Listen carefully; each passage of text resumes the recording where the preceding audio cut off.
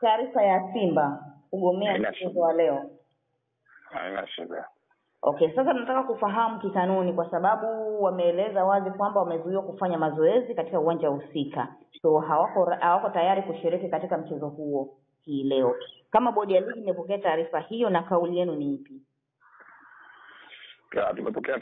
Tumepokea taarifa kwa maana ya barua rasmi ya klabu ya Simba ikieleza kile ambacho kimeelezwa pia kwenye taarifa yao kwa umma kwamba wamezuiliwa kufanya mazoezi ya mwisho kwenye uwanja wa Benjamin Mkapa na nia yao ni kutoshiriki mchezo husika. Sisi tukiwa kama waendeshaji na wasimamizi wa ligi tunafanya kila kitu kwa mujibu wa kanuni za ligi, na msingi wa matumizi ya kanuni za ligi ni taarifa kutoka kwa maafisa wa mchezo. Kwanza ni kuteua maafisa wa mchezo, jambo ambalo tulishalifanya na tukatangaza kwa umma maafisa wa mchezo huo, na kinachofuata chochote kile ni lazima kitokee kwa maafisa wa mchezo. Kwa hiyo tumeshawaomba maafisa wa mchezo watutumie taarifa za tukio hilo, na tukiamini kwamba taarifa hizo ndio zitakuwa mwongozo wa nini kinapaswa kufanyika baada ya hapo.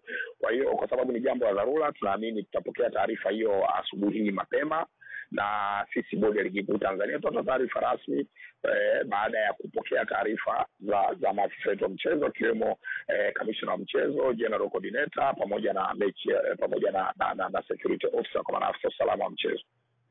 Kwa hiyo ni watu mashabiki kwa ujumla waweze kusubiria taarifa rasmi ili mpate uthibitisho wa tukio rasmi lililotokea. Kwa sababu ni jambo la dharura limetokea na ni jambo ambalo linahusisha kanuni, ni muhimu kusubiri taarifa rasmi ambayo sisi tunaamini itatoka muda mfupi kuanzia sasa, kwa sababu maafisa wetu wanakamilisha ripoti za hilo tukio na watatumia hapa. Baada ya kupokea basi tutatoa taarifa rasmi. Ile swala linaonekana kama kwa upande wa kisasi, na nyinyi kama bodi ya ligi labda mlishawahi kupokea taarifa ya Yanga, kwa sababu tumeona mwanasheria wa Yanga Simon Patrick ameweka kwamba na wenyewe walishazuiwa katika dabi iliyopita kufanya mazoezi siku moja kabla ya mchezo. Sina taarifa kama Patrick Simon ni mwanasheria wa Yanga. Kwa hiyo siko tayari kujibu swali ambalo linamhusisha mtu ambaye sijui yeye ana nafasi gani ndani ya klabu ya Yanga.